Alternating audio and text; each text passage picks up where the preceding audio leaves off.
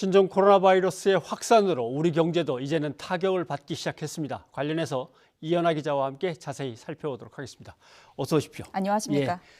당연히 여행업계라든가 호텔, 음식점 등은 타격을 받을 걸로 생각했습니다만은 네. 자동차 업계가 비상이 걸렸습니다. 그렇습니다. 신종 코로나 바이러스 여파로요. 중국 부품 공장이 폐쇄가 되면서 현대자동차 생산 라인도 멈췄습니다. 그동안 이 80% 이상을 중국 공장에서 수급한 배선 뭉치인 이 와이어링 하니스라고 불리는 이 부품이 바닥났기 때문인데요. 이 부품은 기본 부품 중에 하나인데 해당 부품이었으면 이 조립 자체가 어려워서 아예 완성차 라인 가동을 할 수가 없는 상황입니다.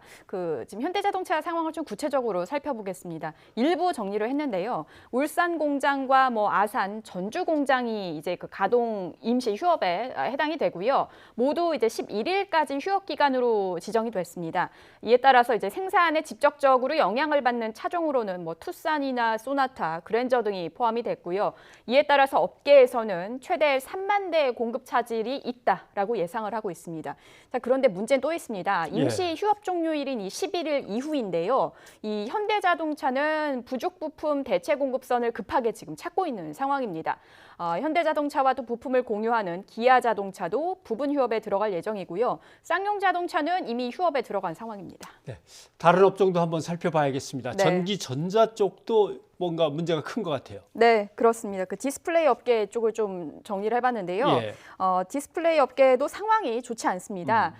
LG 디스플레이는요, 지난달 말 옌타이 모듈 공장의 가동을 최초로 중단한 데 이어서 지난 주말부터는 난징 공장의 가동도 중단을 했습니다. 이 해당 공장에서는요, 노트북 그리고 스마트폰용 LCD 패널을 조립하는 작업을 담당하고 있는 곳입니다. 삼성 디스플레이 쪽은 중국 동간과 그리고 천진에 보유한 태블릿이나 스마트폰 등 중소형 올레드 모듈 공장에서 현재 제작 물량을 이미 조절하고 있는 상황입니다. 현재 공장의 가동 중단 등에 대한 조치는 중국 정부에서 대부분 결정을 하고 있거든요. 공장의 자체적인 결정이 좀 한계가 있는 상황입니다. 그래서 또 디스플레이 특성상 공장 가동이 한번 중단이 되면요, 재가동이 또 쉽지가 않고 피해도 커서 공장 올스톱 가능성에 대한 우려하는 목소리도 상당히 높은 상황입니다. 네, 거기까지 가지 않았으면 좋겠는데. 그리고 국내에서 보면 어떤 업종은 중국인 노동자가 상당히 많은 업종도 있습니다. 이런 업종들도 타격이 되겠군요. 네, 그렇습니다. 업종별로 좀 보면은 이제 중소 제조업이나요, 아니면은 요양병원의 간병인, 그리고 가사도우미, 그리고 식당 쪽이 좀 대표적으로 볼 수가 있습니다. 시작은 이렇습니다. 한국산업인력공단이요, 지난달 31일에 홈페이지에 한 글을 올렸습니다.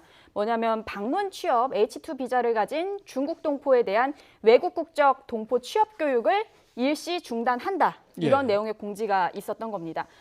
이러한 교육 중단 결정은요, 제도가 도입된 2006년 이후 14년 만에 처음 있는 일인데요.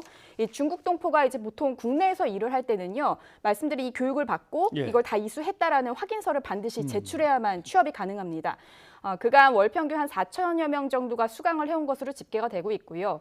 또 H2 비자로 국내 체류하는 중국 동포가 지금 저 그래픽에서 보시는 것처럼 2018년 기준으로 13만여 명입니다. 그러니까 사실상 저 H2 비자를 이용한 외국인에서 절반 정도가 한국계 중국인, 그러니까 중국 동포가 가장 많다라고 꼽힌 만큼요.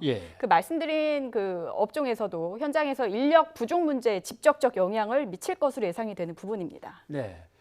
일단 전체적인 통계가 잡히긴 하겠습니다만 그 전에 지역 경제는 피해가 상당히 클 건데 지자체별로 뭔가 대책을 마련하고 움직임들은 어떻습니까? 네, 일단 현재까지 지자체가 공식적으로 밝힌 부분을 좀 말씀을 드리도록 하겠습니다. 일단 경기도 측은요, 현 상황에서 중소기업 그리고 소상공인을 특히 지금 이런 상황의 위기에 가장 취약하다라고 판단을 하고요, 우선 조치하기로 결정을 했습니다. 이에 따라서 이제 소상공인 그리고 기업 지원과 수출 지원 등 4개 분과로 TF팀을 꾸리고요, 자금 지원 등을 집중 진행할 계획입니다. 이미 용인시 같은 경우는 수출 제조업체 피해 상황에 대한 전수조사를 시작을 했고요. 그 결과가 나오면 이 결과를 바탕으로 해서요, 현장 기동반과 지원반을 꾸려서 사태가 좀 진정이 될 때까지 피해 기업에 맞춘 지원을 하겠다라는 방침입니다. 피해 기업에는 중소기업 운영 자금으로 이제 진행이 되는 경기신용보증재단을 통해서요. 최대 3년까지 특례보증을 지원하겠다는 방침입니다. 예. 광주시도 내놨는데요. 광주시 같은 경우는 이제 300억 원 규모의 보증자금을 이 피해업체 대상으로 운용을 하겠다라고 밝혔습니다. 해당 기업은 그러면 이제 광주신용보증재단에 보증 신청을 처음에 하게 되고요. 예. 그 지정 은행이 있습니다. 6개 은행이 있는데 이 6개 은행에 한 3.2% 금리로 해서 3억 원 내 자금을 받을 수 있습니다. 네. 그러나 결국은 이게 장기화된다면 네. 결국은 우리 경제 자체가 전체적으로 봐서도 큰 타격을 받게 될 것 같은데 어떻게 전망이 되고 있습니까? 네, 일단 뭐 말씀드린 대로요. 수출이나 수입이나 그리고 또 노동시장 등에서 사실 그 우리 경제의 중국 의존도가 좀 높기 때문에 그렇죠. 앞으로 국내 경제 전반에 큰 영향을 미칠 것으로 보입니다. 이와 관련해서 현대경제연구원이 신종 코로나 바이러스 확산이 우리 경제 성장률에 미칠 영향을 분석을 해서 발표를 한 게 있습니다. 자세히 말씀을 드리면요. 이 코로나 바이러스 감염증 확산이 중국에만 집중이 될 경우에는 올해 1분기 국내 경제 성장률이요. 전년 같은 기간 대비 0.2에서 0.3%포인트 하락을 예상을 했습니다. 예.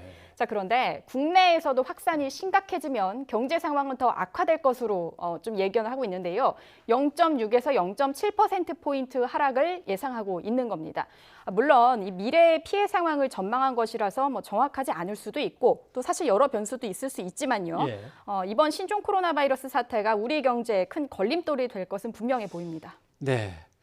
사실은 2019년 1년 동안 내내 중국 경제가 나아지면 또는 뭐 세계 경제가 좀 풀리면 지금은 바닥을 치고 있지만 곧 올라갈 거야. 이 기대로 이제 1년을 보내왔고 네. 올 상반기에 진짜 그렇게 되겠지라고 기대가 컸었는데 그렇습니다. 예상 외의 복병을 만났습니다.